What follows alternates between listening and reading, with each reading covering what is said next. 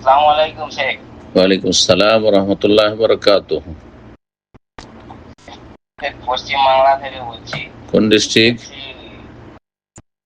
কলকাতা। বলেন। কালকের জুমার কদরে একটা আলেম এসেছিল, তো উনি বলল যে একটা সাহাবীর মৃত্যুতে আল্লাহর আরশ কেঁপে উঠেছিল। সেটা কতটুকু সত্য? জি, হাদিস, সহিহ হাদিস। সাদ বিন মুআয রাদিয়াল্লাহু তাআলা আনহু খন্দকের যুদ্ধে আহত হয়ে শহীদ হয়েছিলেন।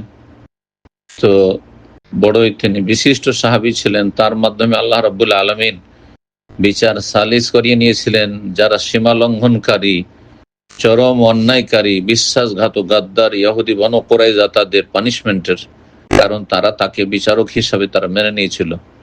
তার ইন্তেকাল যখন হলো, মসজিদ নববীতে আহত অবস্থায় তিনি ছিলেন আর রক্তক্ষরণ শুরু হলো, তাতে শাহাদাত বরণ করে রাদিয়াল্লাহু তাআলা আনহু আরদাহু। তার সম্পর্কে বলছে ইহতাজ্জালাহুল আরশ, ইহতাজ্জাল আরশ লিমাউতি সাদ বিন মুআয রাদিয়াল্লাহু তাআলা আনহু ইন্তেকালে আল্লাহর আরশ কেঁপে উঠেছে। কিসের জন্য কেঁপে উঠেছে? আরশ কাঁপা মানে ভীত হওয়া নয়, অনেক সময় খুশিতে অনেকে নাচে না, লাফায় না, আনন্দে লাফায়। তো কেউ কেউ বলেছেন যে আল্লাহর আরশ খুশিতে কেঁপে উঠেছিল। মতের একটা ভয়াবহতা আছে, ভয়ভীতি ভয়ঙ্কর জিনিস, মরণ শব্দটি খুব ভয়ঙ্কর। তো আল্লাহ রাব্বুল আলামিনের সৃষ্টি হচ্ছে আরশ। এত বড় সাহাবী, এত সম্মানিত সাহাবী ইন্তেকাল হচ্ছে, সেজন্য আল্লাহর আরশ কেঁপে উঠেছে। মায়ায়, ভালোবাসায় হইতে পারে। মুমিন বান্দাকে সবকিছু ভালোবাসে। সূরা দুখানে আল্লাহ বলছেন যে কাফের পাপিষ্ঠদের জন্য না আসমান কান্না করে, না জমিন কান্না করে, মানে কোন সৃষ্টি কান্না করে না। একমাত্র তার নিকট আত্মীয়, তারা অসৎ যে হোক না কেন, মৃত ব্যক্তি, তার জন্য কান্না করে। কিন্তু আসমান জমিন কান্না করে না। যে জায়গাগুলোতে বসবাস করতো, বাড়ি ঘরে, সেসব কান্না করে না। কিন্তু মুমিন ব্যক্তি দুনিয়াতে চলে সবকিছু কান্না করে। এই আয়াত প্রমাণ করে। তো কোরআন দ্বারা বিষয়টি প্রমাণিত, এটা হইতে পারে। জি, আল্লাহু আলাম।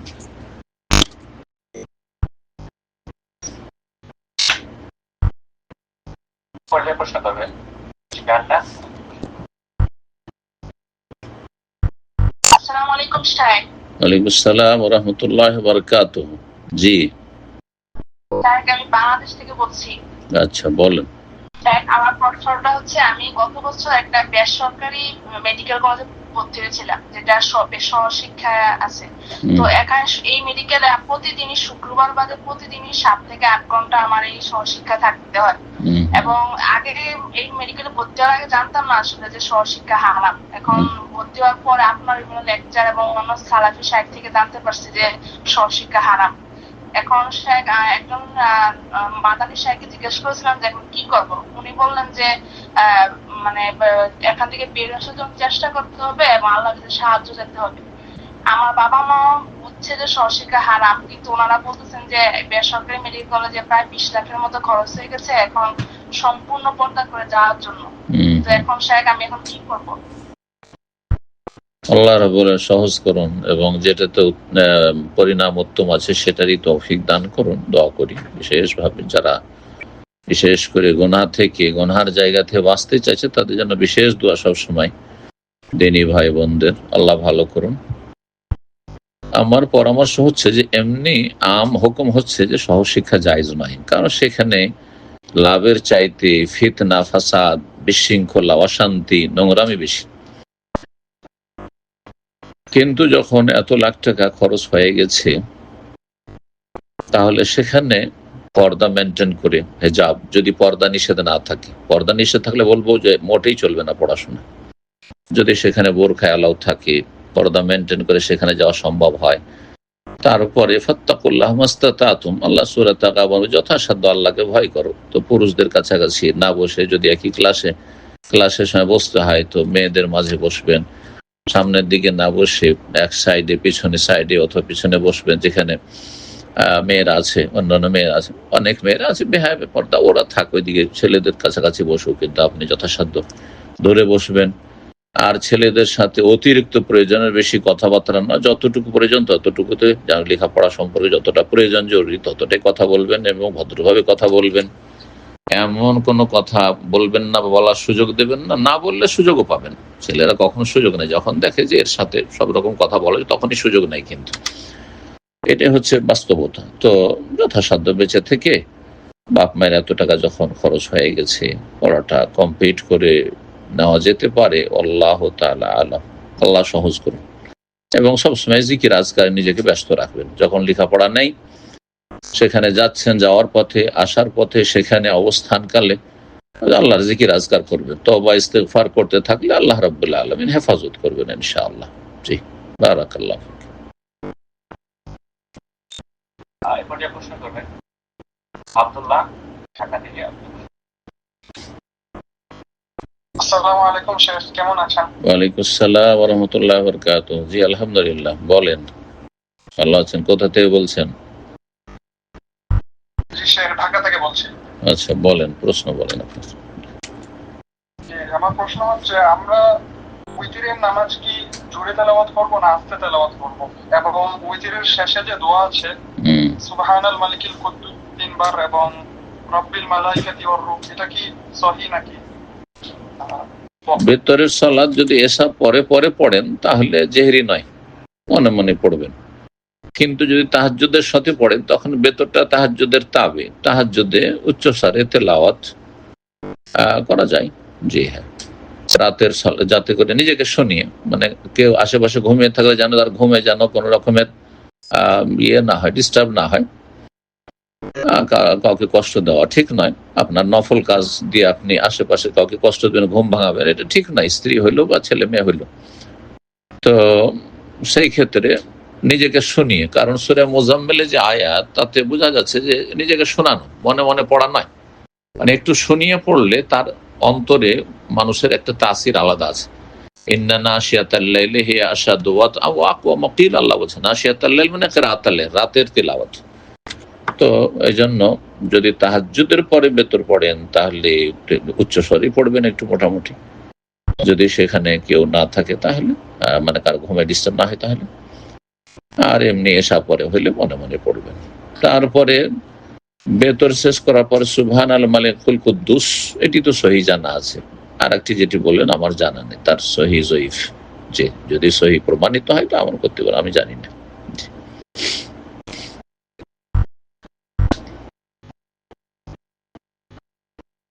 প্রশ্ন করবেন হাবিবুল হক, শাবিলুল হক।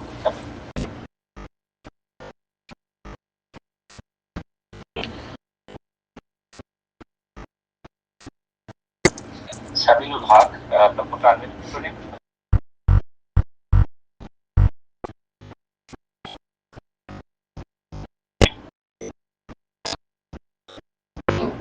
অবশ্যই যারা প্রশ্ন করার জন্য আপনার নামটা সাথে ফোনটা আনমিউট করে নিয়ে প্রশ্ন করেন। আপনাদের সর্বশেষ সুযোগ দিয়েছি। সাবিলুল হক, ফোনটা আনমিউট করে নিয়ে প্রশ্ন করুন। এক পর্যায়ে প্রশ্ন করবেন উম্মি রাহাত।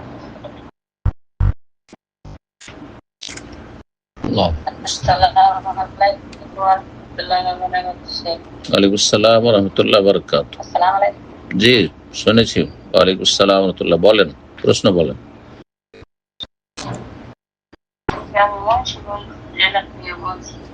জি, কোত্থেকে? আচ্ছা বলেন বলেন। আমার প্রশ্ন হলো কি, আমার এই গ্রামে কিছু মানুষ আর কি সুদে ব্যবসা করে। তাই আমার ভাই আমার কিছু টাকা আনাইছিল, সুদি টাকা। তাই আমি এই জিনিসটা আর কি জানি না, এই সুদের ভিতরে এত পাপ। পরে আমার কাছে আবার কিছু টাকা আসলো, আমি চিন্তা করলাম যে আমার ভাই তো সুদি টাকা আনে, মানুষের দিয়ে দেখা যায় তার ফিরে দিব না, তাহলে আমার কাছে যে টাকাটা আছে এই টাকাটা আমি দিই। পরবর্তীতে আমার কিছু টাকা আছে আর বাইরের টাকাটা দিয়ে যদি অঙ্ক একটু বেশি হয় তাহলে আমি একটা কিছু করলে পরবর্তীতে বাইরের টাকা বাইরে ফিরে দিব। তাই আমি বাইরের টাকা মিলে আমার টাকা মিলে আমি টাকা রাখছি, পরবর্তীতে বাইরের টাকা আমি বাইরে ফিরে দিয়েছি। এবং এই টাকাটা বিক্রি করলে কি অংশ কি বাইরে পাইব নাকি পুরোটা আমি পাবো? আপনার প্রশ্ন বুঝলেন? টাকা টাকা আপনার না টাকা আপনার ভাইয়ের?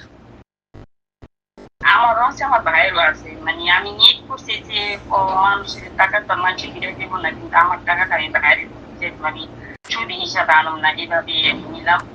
বুঝলাম, কিন্তু আপনি যে জমিটা কিনেছেন সেটা কি আপনার টাকা দিয়ে না আপনার ভাইয়েরও টাকা তাতে আছে? আমার ভাইয়েরও আছে, আমারও আছে। তো আপনার ভাই টাকাটা আপনাকে ধার হিসাবে দিয়েছে না জমি কেনার জন্য, জমিতে ভাগ বসাবার জন্য দিয়েছে? না, ধার হিসাবে দেয় না, ভাইরা যে সুদি আনছে না, মানে ভাইয়েরা জানে না যে আমার টাকা ওরা সুদি হিসাবে দিয়েছে, কিন্তু আমি কি হিসাবে দিয়েছে? সুদ হিসাবে নিম না, সুদ হিসাবে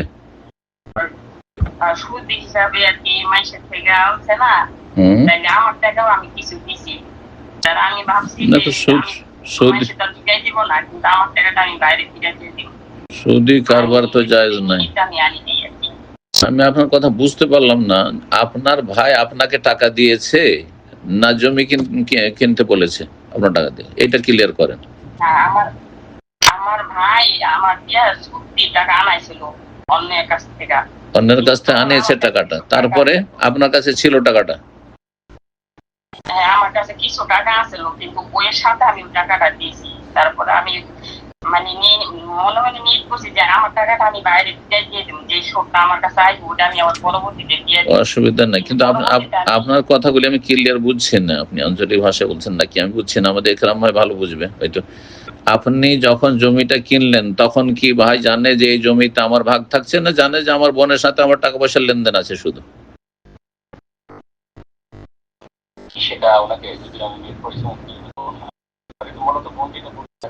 হ্যাঁ, ওনার প্রশ্নটা আপনি ক্লিয়ার করুন, আমি বুঝতে পারছি না ওনার কথা।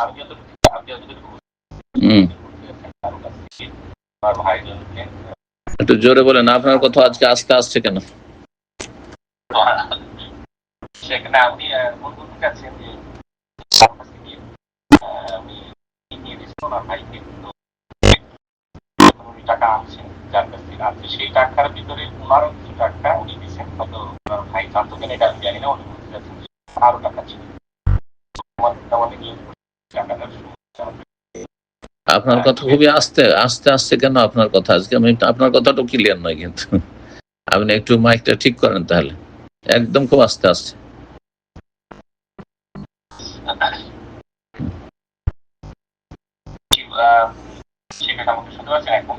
এখন শুনছি একটু সামান্য উঠলো, কিন্তু এরকম তো আপনার আওয়াজ থাকে না, খুবই আস্তে আওয়াজ আপনার। তো যাই হোক, টাকাটা নিয়ে এসছে, কোথা থেকে নিয়ে এসছে, কিসের টাকা? এটা সুদি টাকা না হন্ডি টাকা? আমি এই কথাটি তো বুঝতে পারছি না, এইটা বুঝতে চাইছি আমি। যেমন ক্লিয়ার বলতে চাচ্ছি যে উনি মানে টাকা এনে দিয়েছে কারো কাছ থেকে, সেখানে উনি কারো কাছ থেকে এনে দিয়েছে কি সুদের ওপর? সুদের ওপর ওইটাই বলেন, সুদি টাকা আমি বুঝছি না। সুদের ওপর নিয়ে এসে দিয়েছে, তাহলে সুদ খাওয়া হারাম, সুদের লেনদেন হারাম, কাবিরা গুনাহ, এতে কোনো বরকত নাই। এটা প্রথম জেনে রাখতে হবে। জেনে শুনে এই কাজ করা চরম অপরাধ। জি, ধ্বংসাত্মক গুনাহ আকলুর রিবা। সুদের সাথে সংশ্লিষ্ট সবার উপর লানত রয়েছে, যেই করুক না কেন। জি, এটাই জেনে নেওয়া আগে দরকার।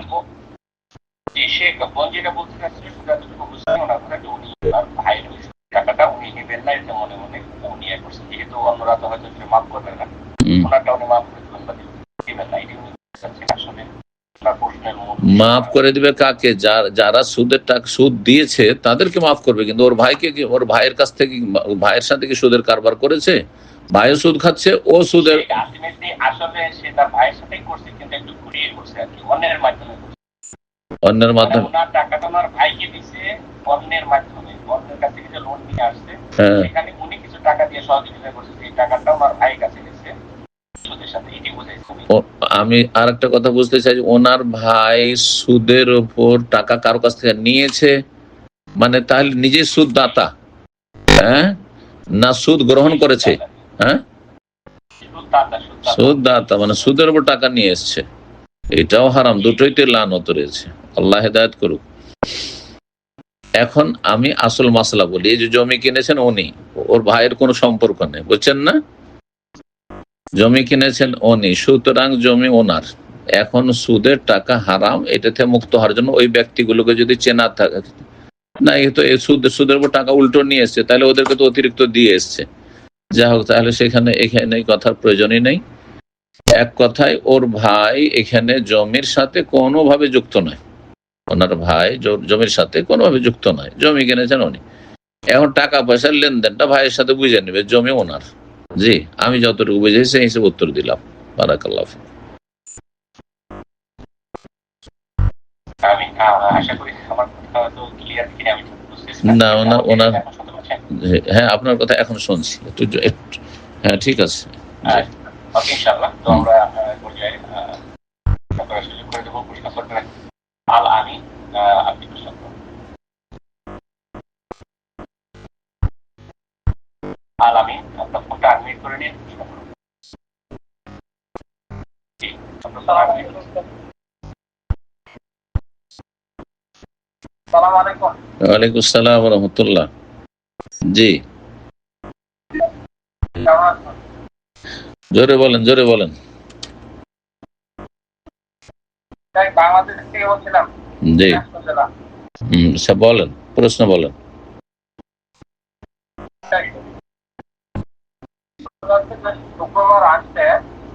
শুক্রবার আসছে মানে বৃহস্পতিবার সন্ধ্যায় ফেসবুকে সবাই দরুদ হিসেবে ব্যবহার করে, যে বলে যে আল্লাহুম্মা সাল্লি ওয়া সাল্লিম আলা নবিয়িনা মুহাম্মদ।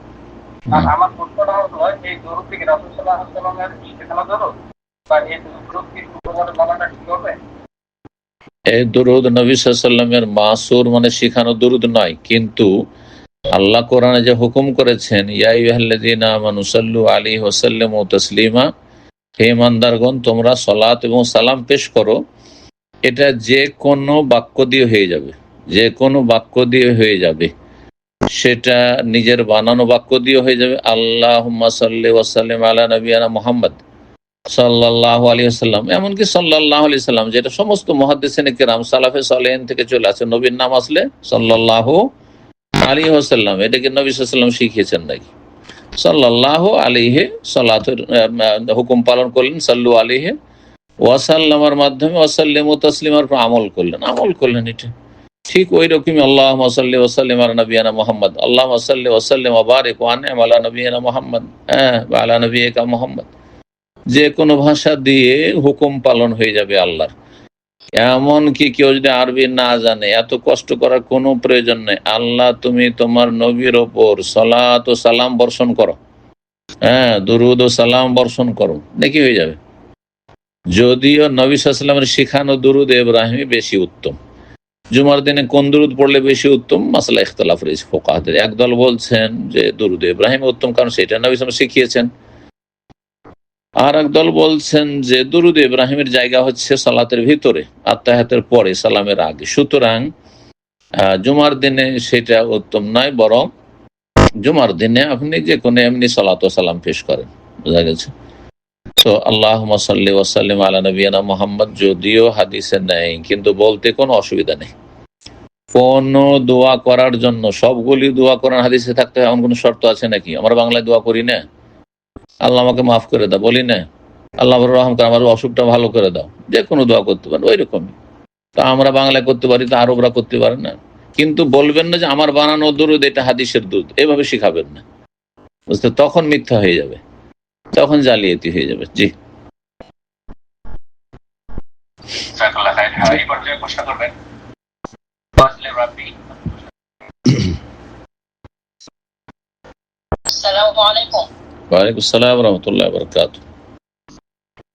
আমি বাংলাদেশ পাবনা জেলা ঈশ্বরদী থেকে বলতেছিলাম। বলেন। আমার প্রশ্ন হলো, আমার নাম ফাজলে রাব্বি। ফাজলে রাব্বি, জি, ও মানুষ রাব্বি বলে ডাকে, রাব্বি নামটা তো বলাটা ঠিক না। অবশ্যই ঠিক না, জায়েজই নয়, হারাম।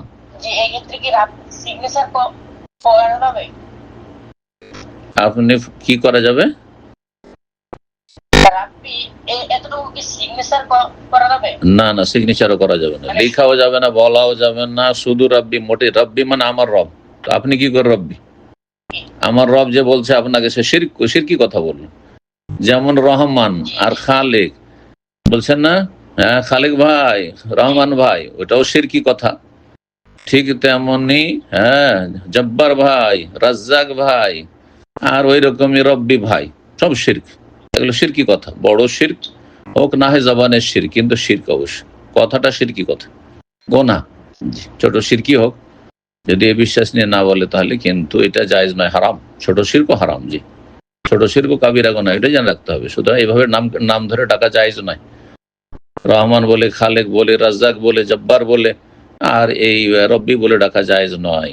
জি, ফজলে রব্বি বলতে হবে, ফজল বললে অসুবিধা নেই। রব্বি বাদ দিয়ে দেয় যদি শুধু ফজল, ফজল ভাই, জায়েজ। জি, ঠিক আছে। আর যদি দেখেন যে মানুষকে সামলাইতে পারছে না গোনা থেকে বাঁচাবার জন্য, আর নাম চেঞ্জ করা সম্ভব, চেঞ্জ করে দেন তাহলে, এরকম নাম। জি, আপনি মোটেই বলবেন না, কখনো সিগনেচার করবেন না রব্বি বলে। আপনি কিসের রব? জি, প্রশ্ন করবেন আব্দুল্লাহ। আসসালামু আলাইকুম। ওয়ালাইকুম আসসালাম ওয়া রাহমাতুল্লাহি ওয়া বারাকাতুহু। আমি পশ্চিমবাংলার বর্ধমান থেকে বলছি। বলেন। আমার প্রশ্ন হলো যে বর্তমানে দেখা যায় যে অনেক ব্যবসায়ী তারা তাদের পণ্যগুলো বিক্রি করে এবং প্রতিটাতে একটা কুপন পাওয়ার বিক্রি দেয়। যখন তার পণ্য বিক্রি টার্গেটটা পূরণ হয়ে যায়, তখন সেই লটারির মাধ্যমে কিভাবে আমার প্রশ্ন হলো এটা দেওয়া বা নেওয়া কি জায়েজ হবে? যদি আপনার পণ্যের প্রয়োজন থাকে, সেই জন্য সেই তাগিদে গেছেন, আপনার সেই পণ্য কিনতে হবে, সেই জন্য তারপরে কুপন দিল, তাহলে জায়েজ। আর যদি আপনার উদ্দেশ্য আসলে সামান, আসল উদ্দেশ্য ছিল না, আপনার ওই লটারিটা হাসিল করা ছিল, তাহলে জুয়া। অনেক ওলামারা নাজায়েজ বলেছেন। জি।